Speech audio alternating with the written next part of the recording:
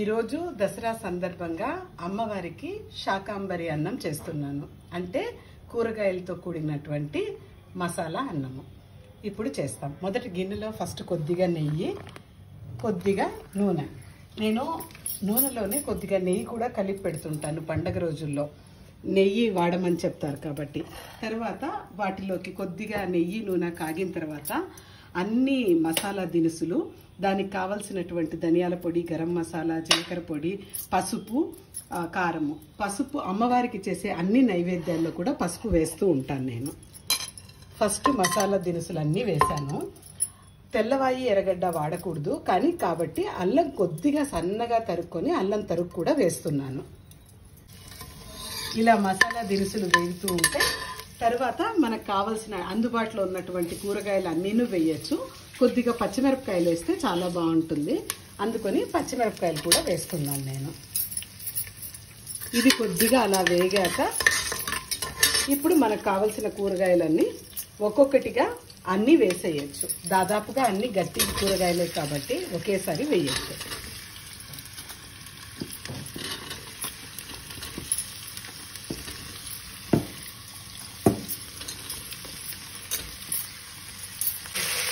కూరగాయలన్నీ వేగుతున్నాయి.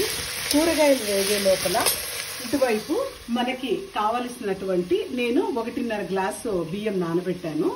తర్వాత సోయాలు కూడా సోయాబీన్స్తో తయారు చేస్తారు కాబట్టి వీటిని కూడా ఉడుకు నీళ్ళలో ఉడకపెట్టి పెట్టుకున్నాను. తర్వాత మంచిగా పుదీనాను, కొత్తిమీరను కడిగి ఇది కొద్దిగా ఎక్కువగా తీసుకోవాలి. ఎందుకంటే అల్లం వెల్లుల్లి పేస్ట్ ఉండదు కాబట్టి దీనిని మిక్సీలో చక్కగా రుబ్బుకోవాలి. కూరగాయలు వేగేటప్పుడే మనకు సరిపోయినంత ఉప్పును వేస్తే కొద్దిగా కూరగాయ కొంచెం త్వరగా మెత్తబడుతుంది. కూరగాయలు కొద్దిగా నూనెలో నెయ్యిలో మగ్గాయి కదా, మళ్ళీ ఎసురులో ఉడుకుతాయి కాబట్టి ఇప్పుడు ఈ టైంలో మనం తీసుకున్నటువంటి అన్ని మసాలా దినుసులు వేసేయచ్చు.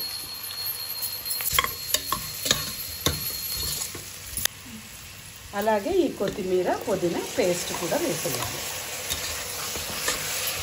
తరువాత ఈ మిక్సీలోకి మనం కొలుచుకుని నీళ్లు కొలుచుకొని అవి కూడా దీంట్లోకి వేసుకోవచ్చు.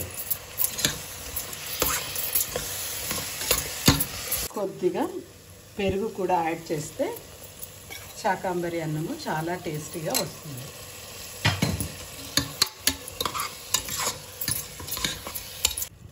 సోయాబీన్స్లో నీళ్లు కూడా పిండేసి ఇదే టైంలో వేసేసుకుంటాను. ఒక గ్లాసుకి 1.5 గ్లాసు నీళ్లు ఎసురు పోసుకుంటే సరిపోతుంది. అప్పుడు మిక్సీలో కొద్దిగా మిగిలింది కదా, అందులో ఇలా నీళ్లు కొలిచి ఆ నీళ్లు కూడా ఇందులో పోసి ఉడికేసుకోవచ్చు. ఎసురు కాగింది. ఎసురులోకి నానబెట్టుకున్న బియ్యం వేసేసుకున్నాను. వేసిన తర్వాత ఒకసారి ఇలా నీట్గా నెమ్మదిగా బియ్యం ఇది కాకుండా కలబెట్టేస్తే చాలా బాగుంటుంది. ఇది ఉడికేకి ఒక 5 మినిట్స్ 10 మినిట్స్ పడుతుంది కాబట్టి ఈ లోపల ఇటువైపు శనగపిండి కడిగి రెడీ చేసి పెట్టుకున్నాను. ఇందులోకి క్యాప్సికమ్స్ వేసి క్యాప్సికమ్ బజ్జీలు అమ్మవారికి రెడీ చేస్తున్నాను.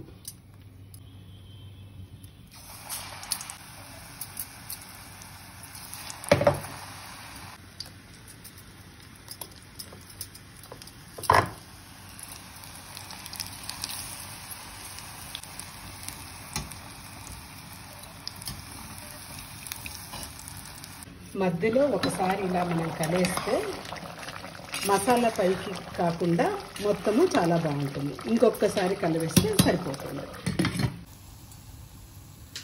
బజ్జీలు వేగాయి.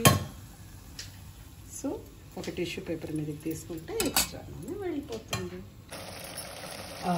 ఇప్పుడు ఈ స్టేజ్లో ఇంకొకసారి కలిసేస్తే మనము చక్కగా మిక్స్ అయిపోతుంది. నీట్గా అమ్మవారికి సర్వ్ చేసుకోవచ్చు. సో ఇది ఆల్మోస్ట్ అయినట్లు. ఇంకొక 5 మినిట్స్లో అయిపోతుంది. అమ్మవారికి ఇష్టమైనటువంటి పెసరబ్యాళ్ళు, పానకము, మనం చేసినటువంటి బజ్జీలు, ఆ తర్వాత ఈరోజు చవితి కాబట్టి గణపతికి చేసినటువంటి కొబ్బరి కుడుములు, తర్వాత పెరుగు పచ్చడి.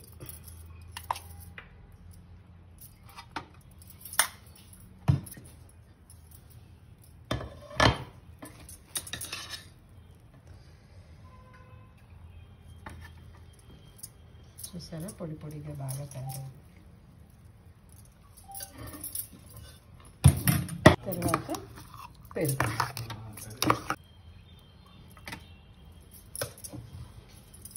నెయ్యి, కొద్దిగా నెయ్యి వేసి ఒక తులసాకు పెడుతున్నాను.